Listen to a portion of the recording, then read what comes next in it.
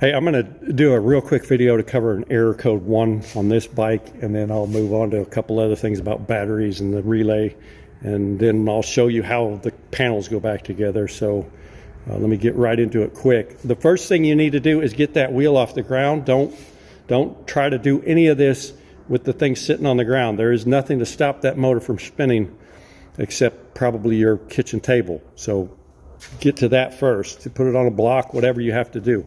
Okay, so I got a text about somebody whose motorcycle, when they turned it on,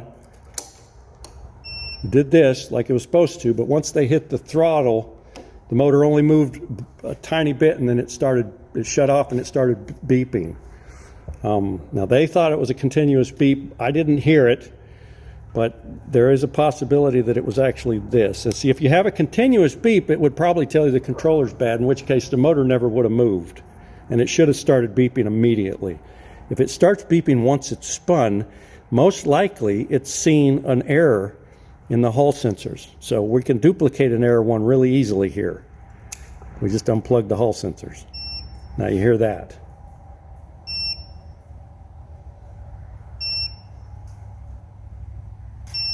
So it's a beep, a pretty good pause, and a beep. One beep is a 1. If it did it quicker, it would be beep, beep, beep, pause. That'd be 3. Or if it did it 15 times, pause. That'd be 15. It only goes from 1 to 15. If you have a short beep and then a long beep and then a pause, I'm not sure the sequence is there, but those are actually instructional. They'll tell you something about programming. They may tell you that it's in learn mode, whatever. But let's focus on this. This is an error 1. Beep, pause, beep, pause. Okay, and I've forced the error 1 by unplugging this. I can't duplicate his error because I'd need a faulty Hall sensor probably. Now what I wanted to tell him on the phone, but it's kind of complicated by text message. You get this gas tank off, this little fake gas tank, get in here and you'll see this. It should be laid out just like this. If you have the larger motorcycle with the bigger controller, I'm not sure where these wires are going to be in that case, but it's the exact same instructions. You're looking for this set of wiring, and you can follow it down. See these big 3-phase wires and this big cable? That's going to your motor. Okay, from your motor you have to have this little wire here with a bunch of little tiny guys coming off. This is all your Hall sensor wiring. A 1 code is something wrong with the Hall sensor. Something wrong with voltage, whatever. Something's disconnected, something's shorted out. Now, the quickest way to do this without having to sit here and probe all this is just unplug this right here from the active one, and then go over here to the inactive one, and this top part is just a waterproof cover. Pop that off. You can stick it back on the old one if you want, or just set it to the side. Now we're going to plug this one in there, because all this is the exact same thing, but it's another set of Hall sensors. So there are double sets of Hall sensors in this motor. In case of a failure, you have 3 others, okay? Now we would turn it on. It's working. Now see if your throttle will spin the motor without shutting off and tripping that error 1. If it does it again, the problem is possibly in the controller or in the motor. But we've eliminated the fact that the wiring, it shouldn't be the problem twice. It could be if this thing got damaged. If you see damage along this big thick wire and it comes down here and goes under the frame. Now if you've got damage on this, you could have cut into that wiring, and that might be your problem, okay? But I would suspect that you've got possible corrosion in your motor, okay? Or maybe something's come apart in there, but most likely it would be like corrosion, maybe water got in there. Okay, there is a way to like test. You've swapped to here and you're still getting error 1. What you're going to do then is unplug everybody, and you're going to turn the thing on, and you're going to verify 5 volts at this red wire out of the controller side of the plug. You're going to verify that this is negative battery voltage. So you'd plug this across here and here with a voltmeter in between, and you should get whatever your battery voltage currently is, 84 volts, 72 volts, whatever. You can't test the Hall sensors unless the thing is plugged in and spinning. Okay, so if there's a problem where it's not even getting power to them, you know, it wouldn't do any good to try to test these. You could, at this point, stick a positive meter lead in here and then take your negative probe on these and manually spin your wheel and see if you get any return voltages as they go by. You know, that would tell you at least that they are, at least if one is bad. Chances are, though, if it's triggering error code 1 immediately when you hit the throttle, it's not just one sensor, not very likely, because it would take a full revolution before it picked up on it. The other thing is that they can trip error code 1 when there's what they call an encoder error, and that may be internal, but there are some more advanced diagnostic tests you can do. If you go look at, I've got a bicycle controller video where I'm showing how you unplug everything and check everything for 5 volts, and you can do the same thing with this. It all works exactly like those bike controllers. There's not any differences. This is not a CAN bus controller. You don't need anything special to just do a quick diagnostics. The best tool you could have would be to download the FarDriver app and get the either get a Bluetooth diagnostic connector you can plug into here, or use it right on your PC. If you got a PC, you can buy the hardwired one. I have both. I prefer the old one for the PC because I have the really old software, which handles these old ones a lot better from what I've found, but that's just because I'm too lazy to get too deep into it. All right, so from here I can put this thing back together. I've shown you, that's all there is to show you. If it's more, like I said, if it's more problem, then, you know, you switch it, still does it. You check, you've got 5 volts, still doing it. You've got good negative return, and it's still doing it. And you go ahead and test, and you're not seeing, or you are seeing Hall sensor return. You know, it's more than I can show you how to fix. You may have to take the motor apart. You may need to inspect that whole cable. You may need to swap controllers, and that's just a whole can of worms there, because that's not as simple as just bolting it in and plugging it in. It needs to be programmed to the motorcycle. It needs to be, unless you buy it as a kit, okay, where it's already done for you. So at this point, I'm going to move on real quick and talk about the most common failure you're going to see on this motorcycle, because this is the one I probably get the most questions about, and that is the battery has failed. And the way this battery likes to fail is that it's not necessarily just off all the time. Like, you can turn it on and you'll get that nice click and you'll get the controller to come on, but as soon as you start driving down the highway or give it any amount of throttle, all your power goes off, and you flip this and back and it comes back. Well, there's a really good chance that's the battery, and the way to tell is when it happens to you. Okay, so you've got the key on, you're driving along, battery, everything shuts off. Don't turn this off. Okay, pop your seat with the key, pop the seat, and come down here and look. And if you don't see that green light on, that relay has shut off. If that relay has shut off, your battery is probably out of balance. Okay, now obviously you could have flipped the breaker. Okay, it's possible while you were driving you flip that, and that's going to cause it to, see, it's slowly counting down as the power drops off. There you go. That also kills the relay. Okay.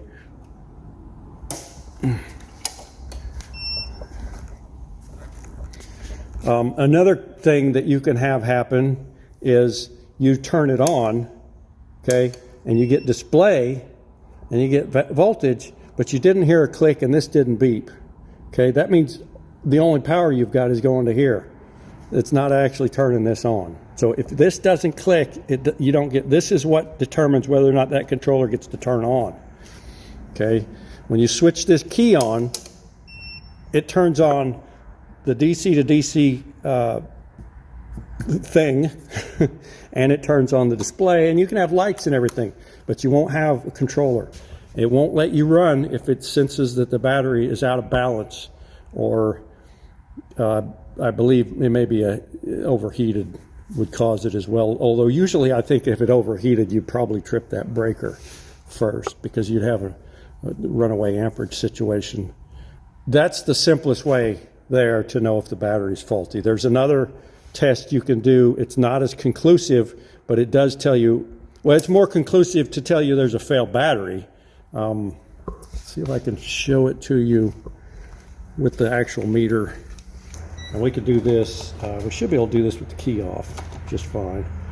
So what we're gonna do, you can see the voltmeter, is we're gonna look at battery power, 79.3 volts right now. Okay, battery's been sitting a while. Now down here, tucked away, you see this little Wago connector thing? Okay, this is coming off of the BMS. It feeds both the charger and the relay's negative side. And so what we're going to do is find, if we can stick our probe in there somewhere, we should be able to see. Shove it into that aluminum. There we go. Okay, 79.3. You see that? 79.3. Now look here.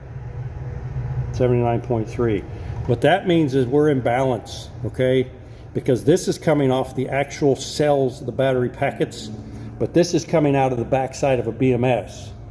If that BMS is not seeing the same thing as this, basically it's gonna say something's out of balance.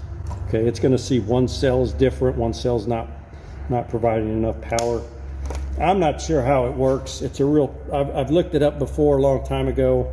It's a real simple type of BMS that can handle, because it doesn't interfere with the amp delivery the way a typical BMS does, because I don't think they make one that can handle this kind of power. So they use this system, which basically just says as soon as there's one of these packet is out of balance with the others, we're just going to shut everything off. That way the battery doesn't burn. Because these are basically they're like cell phone batteries, except really big. They're just big packets. So that is the number one failure I've seen on these. Is the battery's out of balance. There's no way to fix it. I've tried sitting it on one of those super low amperage trickle chargers for days on end, and they don't recover. It may just be because they're just too old. Some of these I've seen the dates on. For example, this is a 2020 battery, but I've seen some of the others that came in, and their batteries were dated back to like 2015, and they're just expired. There's nothing I can do about it. So if you have another error code besides a 1 and you want an explanation of that or how to solve for that, you'll just have to leave me a message. If you bought this from one of the people that I repair them for, they'll probably give you my number anyway. Hopefully that was helpful. If that's something you don't want to mess with, take it to some auto repair places could probably understand this well enough. It's simple. It's pretty simple logic that's going on here. It's just a typical 3-phase motor controller. All right, I'm going to cover real quick how to put this tank on so you can see how easy it is. Now the tank will fit with all this stuff on, but you have to do it from the front. I'm just going to slide it into there.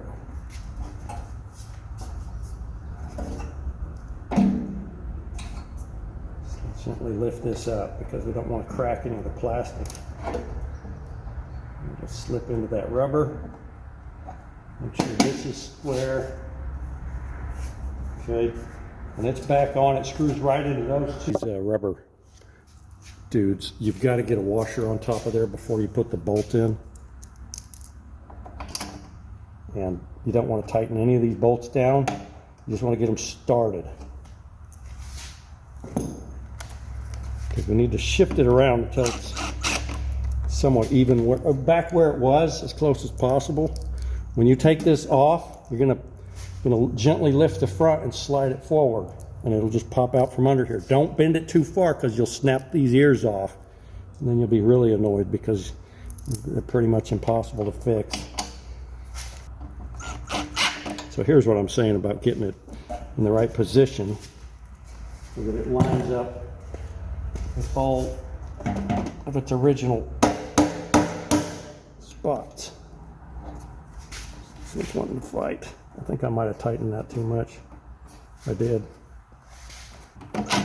Right back where, well, there we go. Another thing that'll happen when you're taking this stuff apart, these little tabs, these are what hold the screws in. They like to fall off. Be ready to catch those. Don't lose them. Bend them back together real good and then shove them back in their slot. Now I'm just going to gently snug these in case I need to move anything around. I'm going to try to do this back together the order that you want to take it apart. Can now go on once you've got those two bolts holding that on. And it's just a couple Phillips screws. So make sure you unscrew this guy before you try to pull the tank, because that will get in your way. And some advice, don't go crazy with any of these screws with tightening them. Okay, this plastic, if it's been in the sun a lot, it can be really brittle. This is not General Motors plastic. Of course, that's not much better, but obviously I'm going in reverse order. Normally, if this was on the bike, it would have this piece on here somewhere, however it goes, if I can remember. See, these are the top up here. Okay. The reason you have to remove this one is because one screw behind it has to come off in order for this to pull away. Now, when this goes in, this tab right here is going to feed right here. And it's a straight up and down thing. It doesn't go this way. We've got to make sure we get that.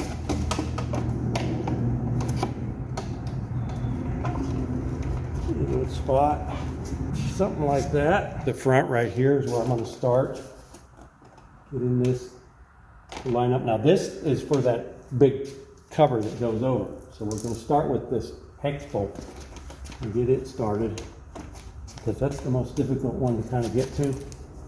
But that'll get the rest of it lined up how it's supposed to be.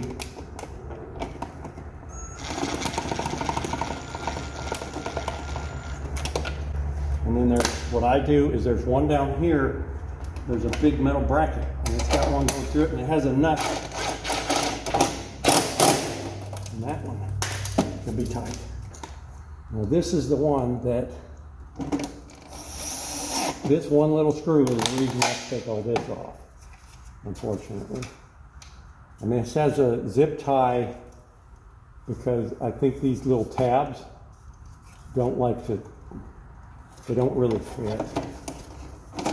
It was already like that, I didn't do it. But I've replaced the zip ties a few times. If you can't pull it back through, cut it off and put a new one. It's basically holding the thing on. There we go, that one went. And then it's just two screws at the bottom.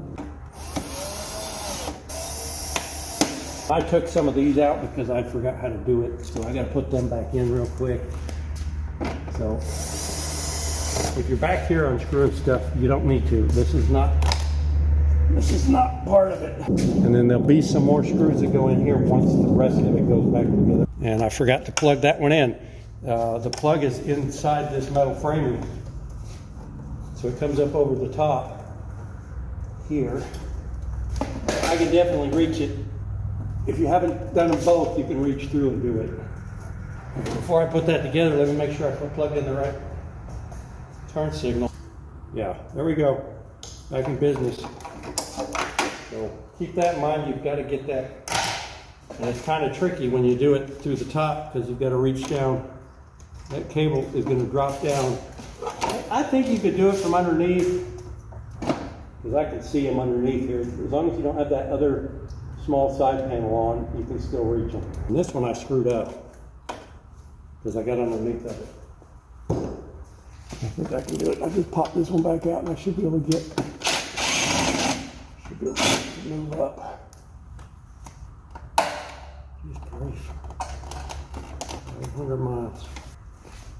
Put that bolt back in. Let's see if I can find that screw before it ends up in my tire. That's probably where it's going to go.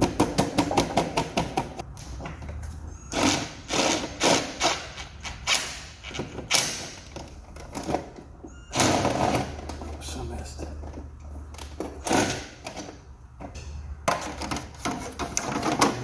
Luckily I got the bucket there.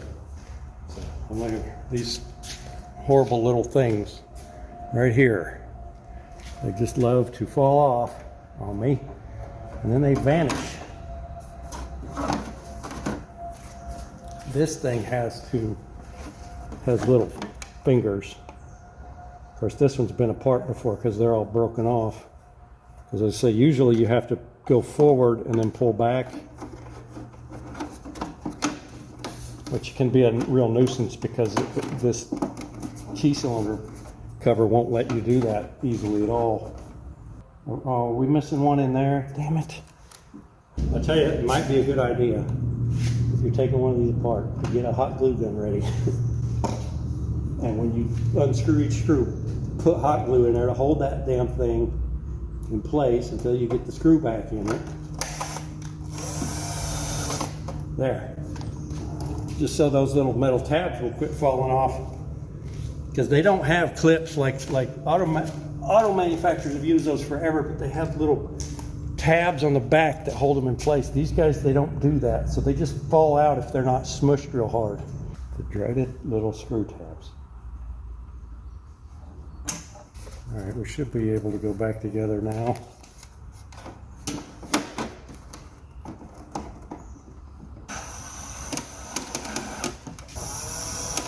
That's the end of this. Like I said before, if you have specific questions about error codes, error beeps, just post them. And if I get a chance, I'll pull this motorcycle back apart. Looks like I need to anyway because I didn't get that cover on right. But I'll pull it back apart and we'll go through whatever may be causing that error code. It's usually pretty straightforward.